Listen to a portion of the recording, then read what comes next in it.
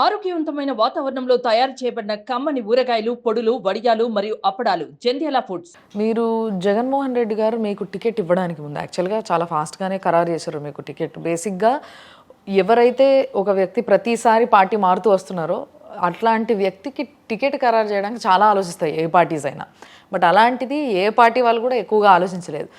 I don't know why. మీరు ఒక business man కాబట్టి మీ దగ్గర పైసలు చాలా ఉంటాయనో, మరి లేకపోతే మీకు ఎలాంటి రిలేషన్స్ ఉన్నాయి వాళ్ళతో నాకు తెలియదు. బట్ మీరు ఒక చిన్న రిక్వెస్ట్ ప్రపోజల్ పెట్టిరట కదా జగన్ గారికి.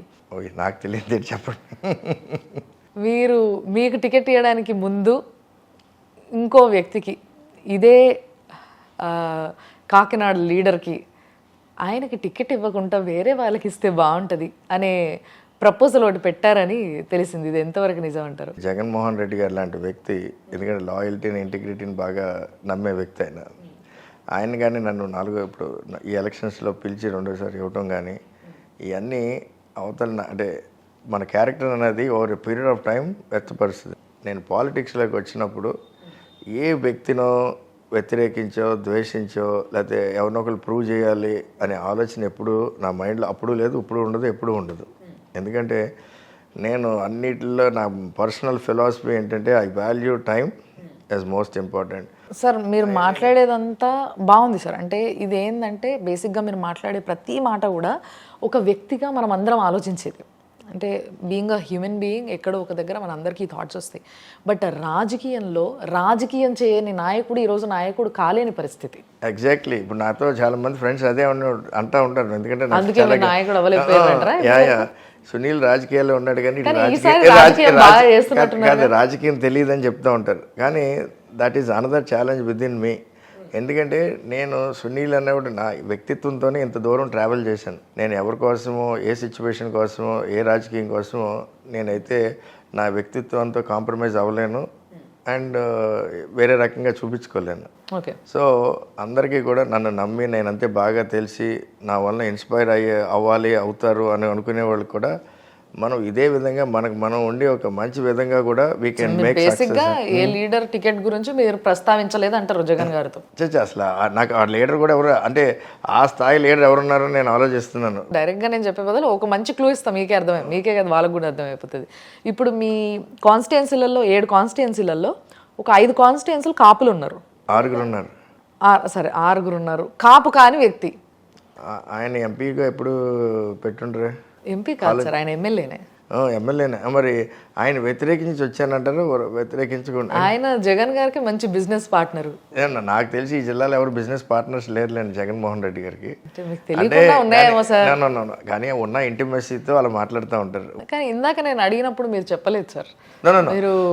మీరు ఎందుకంటే మీరు ఇండైరెక్ట్గా అడిగారు, నేను డైరెక్ట్గా చెప్తాను. నాకు ఇదంతా పెద్ద అప్పు. నాకు చంద్రశేఖర్ రెడ్డి గారికి ఏదో గ్యాప్ ఉంది అన్నది. నాకు కాకినాడ పార్లమెంటే కాదు కదండి, రాజకీయంగా ఈ రాష్ట్రంలో కానీ నేను ఎవరిని పర్సనల్గా ఎప్పుడు విభేదించింది లేదు. ఆయనకి నాకు ఎప్పుడు వ్యాపారాలే లేవు. సో మంచి ఫ్రెండ్షిప్ ఉందా మీకు? నాకు డెఫినెట్గా ఏడుగురితో ఏ మాదిరిగా ఉన్నదో డెఫినెట్గా టాప్ 2-3 పీపుల్లో ఉన్న రిలేషన్షిప్లో ఆయన ఉంటాడు.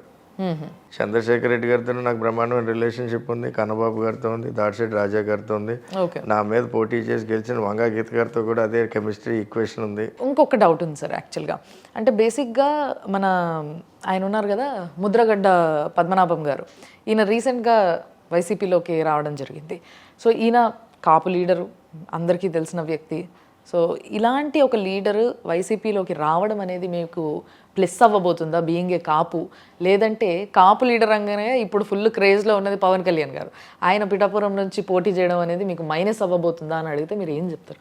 ఇవాళ పద్మనాభం గారు లాంటి వ్యక్తి, అందుకని నా చిన్నతనం నుంచి అత్యంత దగ్గరగా చూసిన వాడిగా పద్మనాభం గారు రీసెంట్గా కాపు నాయకుడు అయ్యారు. కానండి అసలు ఆయన political success is not being as a Kapu నాయకుడు.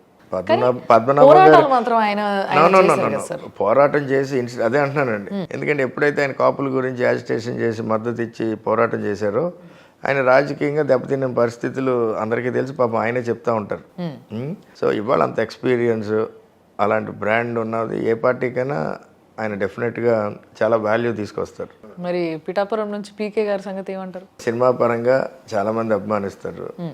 అండ్ ఇవాళ రాజకీయాల్లో కులాలు బాగా ఇది చేస్తున్నాయి కాబట్టి డెఫినెట్గా ఆయనకి తగిన మద్దతు లభించింది. ఆయన ఆలోచన కూడా ప్రాబబ్లీ భీమవరం వదిలేసి గాజువాక వదిలేసి పిఠాపురం రావడానికి కూడా మంచి డెసిషన్ అంటారా పీకే గారు తీసుకున్నది?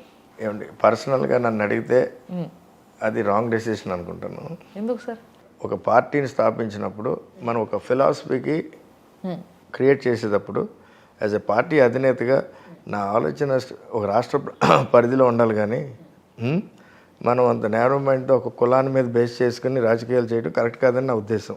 అంటే మీరు అట్లా అంటున్నారు కానీ ఆంధ్రప్రదేశ్లో నడిచేదంతా కుల రాజకీయాలే కదా సార్? లేదండి, కుల రాజకీయాలు అంటే ఎక్కడికక్కడ కొన్ని చోట్ల ప్రాంతాల్లో వాడుకుంటారు, కానీ ఇవాళ జగన్మోహన్ రెడ్డి గారు ఉన్నారనుకోండి, ఈ రాష్ట్రంలో నిజమైన సామాజిక న్యాయం వచ్చిందంటే ఓన్లీ జగన్మోహన్ రెడ్డి గారి ద్వారానే అని చెప్పి ఇవాళ మీరు అందరూ కూడా అర్థం చేసుకోవాలి. ఎందుకంటే 175 ఎమ్మెల్యే సీట్లు 25 ఎంపీ సీట్లు 50% బీసీ ఎస్సీస్కే ఆయన కేటాయించడం జరిగింది. గతంలో ఎప్పుడూ జరగల.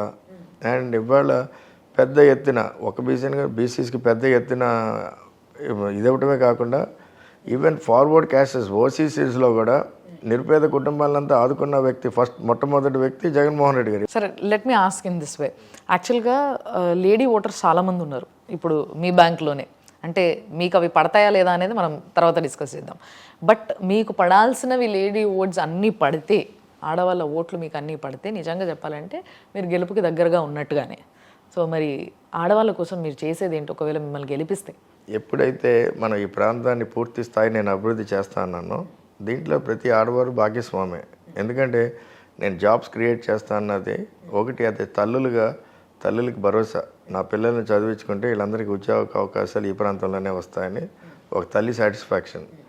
ఒక యువతి ఉన్నదనుకోండి, కష్టపడి పాపం తల్లిదండ్రులను ఒప్పించి స్కూల్కి వెళ్ళి కాలేజీలకు వెళ్ళి చదువుకున్న యువతికి ఇవాళ నేను చదువుకుంటే ఇదే ప్రాంతంలో నాకు గౌరవమైన ఉద్యోగం దొరుకుతుంది అనే భరోసా.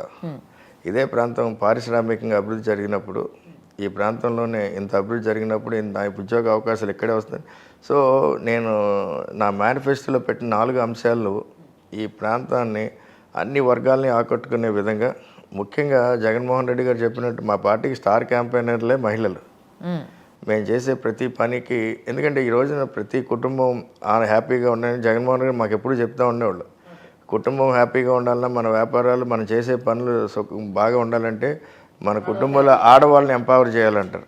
మీకు ఎస్సీలు, ఎస్టీలు, ఓసీలు, బీసీలు ఇవన్నీ ఉన్న సమానత్వం రావాలంటే my belief is wealth creation అండి. సుమన్ టీవీలో మీ పర్సనల్ అండ్ బిజినెస్ ప్రమోషన్స్ కోసం కింది నెంబర్కి కాంటాక్ట్ చేయండి.